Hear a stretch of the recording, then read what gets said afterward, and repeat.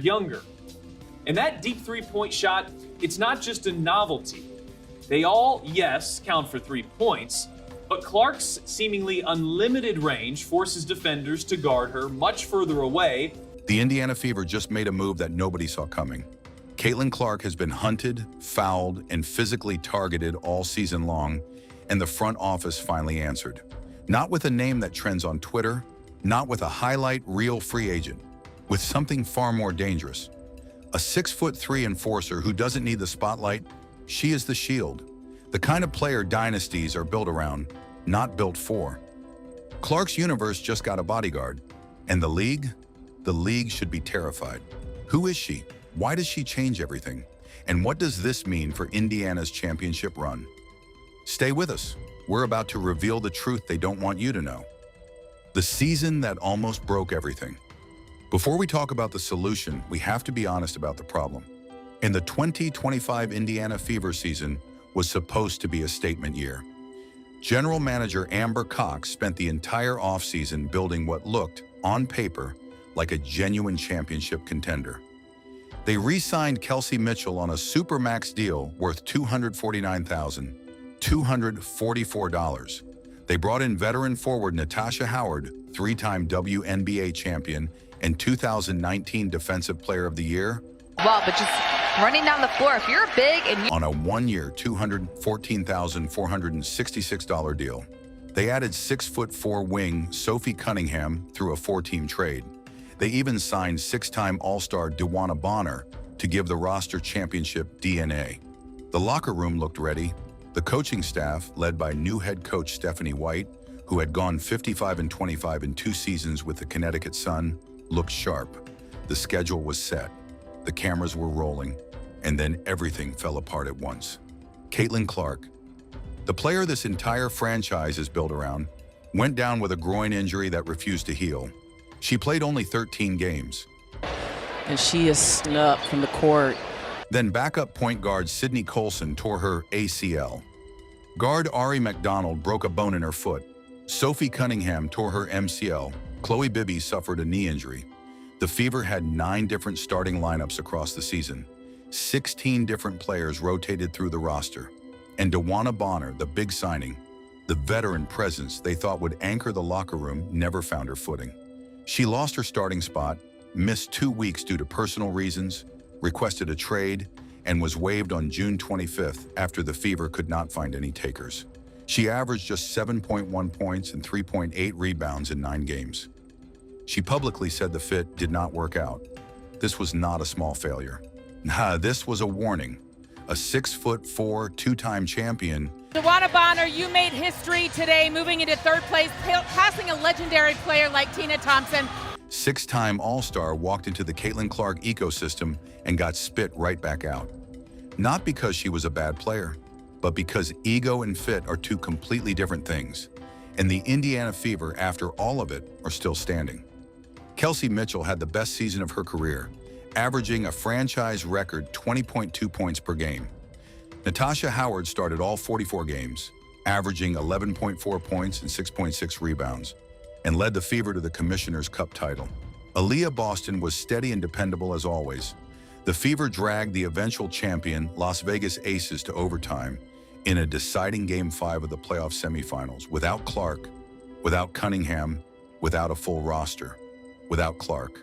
Let that sink in. And now the offseason begins. The real one. The one that decides whether this team becomes a dynasty or just another almost.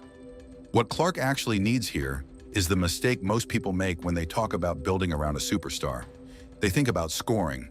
They think about spacing. They think about which free agent's highlight reel looks best next to the stars. That is the wrong conversation entirely. Caitlin Clark does not need another bucket getter.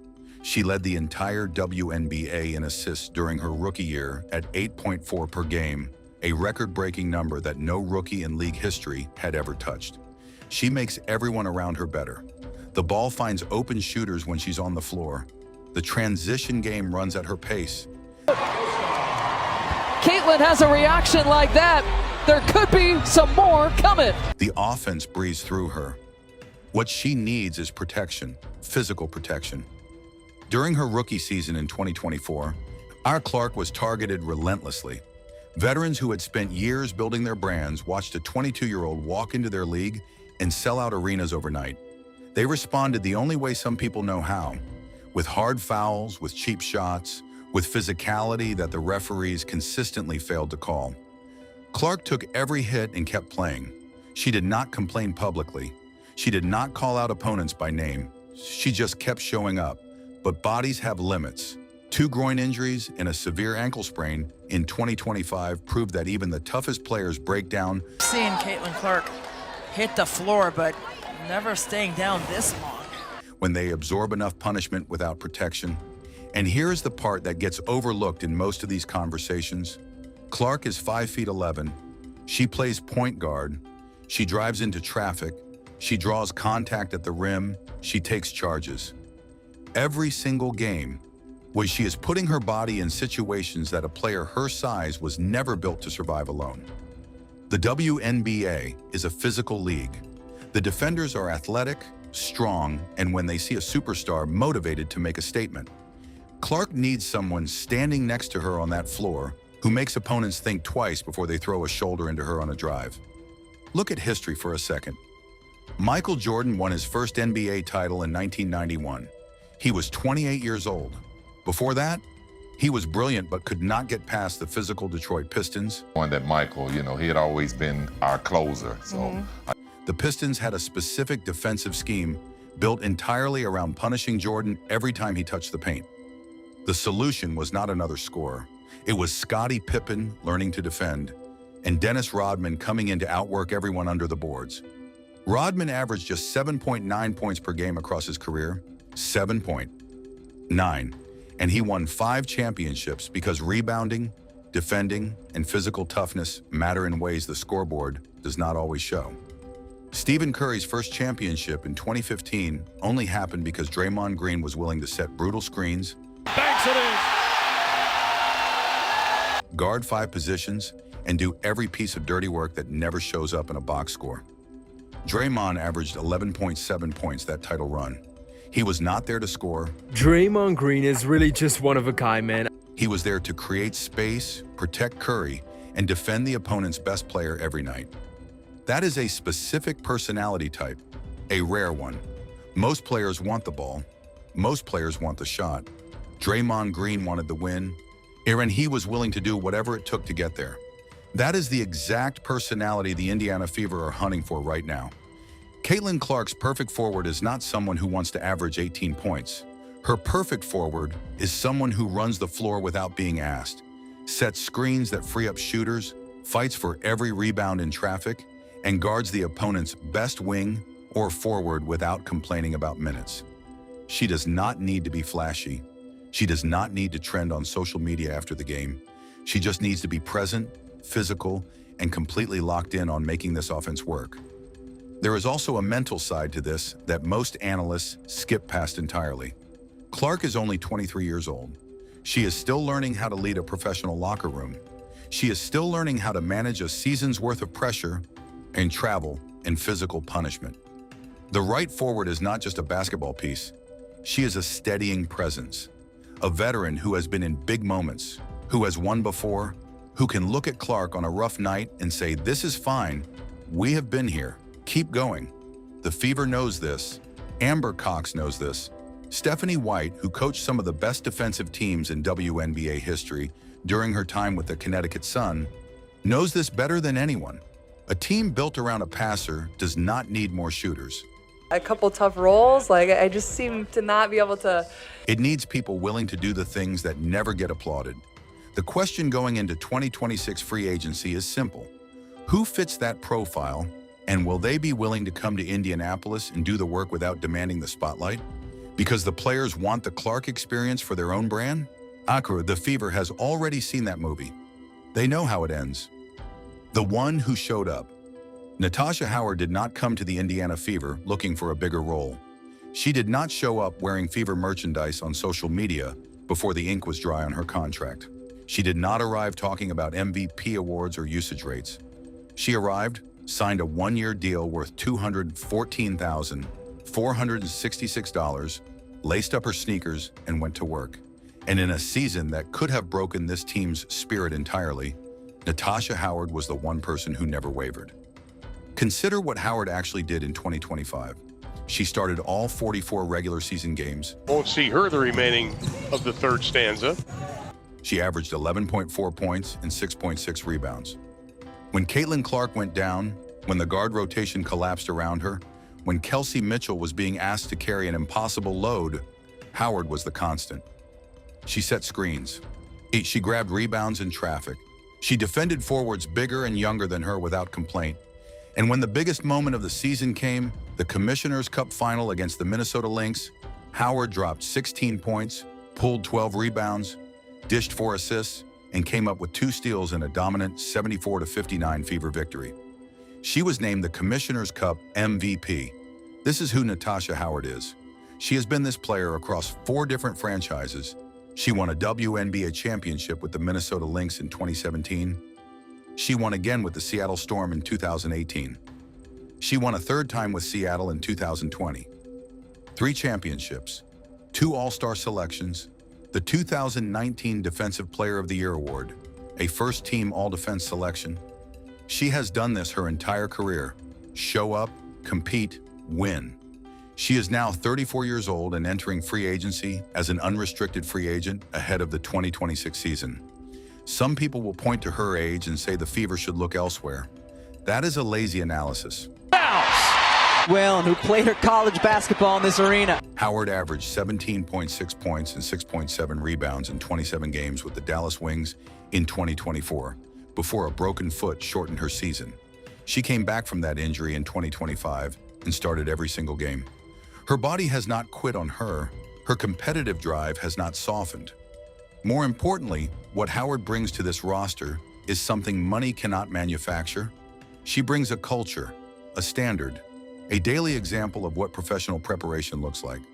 For a team with Caitlin Clark and Aaliyah Boston still developing as the franchise's core 2 players, who are both 22 and 23 years old, having a 3-time champion in the building every day is worth more than most statistics can measure.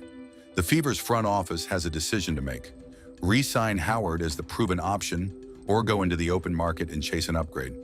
Both paths have merit, but the argument for bringing Howard back is not just about basketball. It is about continuity, trust, and the kind of winning culture you cannot build overnight. Who else is out there? Howard is not the only name in this conversation. With the new collective bargaining agreement bringing dramatically higher salary caps into the 2026 season, free agency this offseason will be unlike anything the WNBA has ever seen. Almost the entire league structured its 2025 contracts to expire this winter. The talent pool is deep, and the Indiana Fever, with Clark, Boston, and Michaela Timpson as their only players currently under contract, have significant cap space to work with. So who are the forwards the Fever should be watching? The first name that keeps appearing in these conversations is a 6'3" defensive forward profile, the kind of player who provides rim protection, switches on the perimeter, and is physical enough to set screens that actually free up shooters. Think of what Draymond Green does for Golden State, but in the women's game. An enforcer who accepts her role without needing the possession count to prove it. The WNBA has a few players who fit this profile entering free agency. The question is whether those players come to Indianapolis with the right mindset, or whether they come looking at the television ratings, the sold-out arenas, and the Caitlin Clark economy as a personal branding opportunity. This is the real test for Amber Cox and her front office. Because the Fever have now lived through the Dewana Bonner situation, they know what it looks like when a player's individual goals and the team's system are not aligned. It's getting physical now. Bonner was a great player in the wrong role at the wrong time. She needed the ball in her hands. The Fever's offense runs through Clark, and there was no room to adjust the entire system for a 37-year-old veteran's preferences. The 2026 version of this team cannot afford that mistake again. The Fever need a forward who understands, before she ever steps into Gainbridge Fieldhouse, that this is Caitlin Clark's universe. Her job is to make that universe run smoothly, set screens, grab boards, guard the opponent's best forward, who'll hit open threes when Clark kicks it out, get back in transition, do it again the next possession. Sophie Cunningham, if healthy, is the model. She came to Indiana through a trade, All this game, hustling for the loose ball on a dime to her teammate for the N1. accepted her role as a physical presence and a catch-and-shoot option, and built genuine trust with the team before her season ended with a torn MCL in August. The Fever wants her back, and whoever else they bring in at the forward position needs to have that same mentality. The cap space is there. The opportunity is there.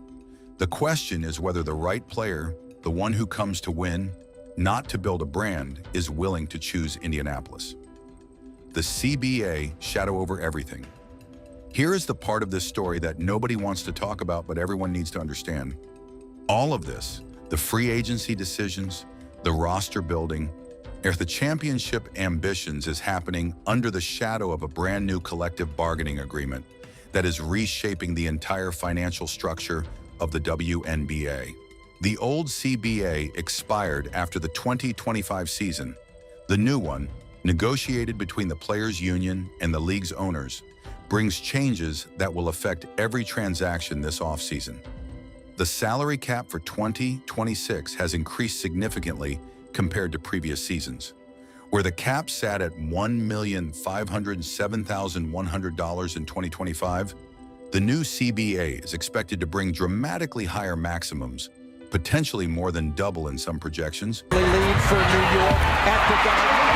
depending on how revenue-sharing agreements were structured. This means players who accepted below-market deals in 2025 to set up free agency in 2026 are now entering the market with real leverage. For the Indiana Fever, this creates both opportunity and risk.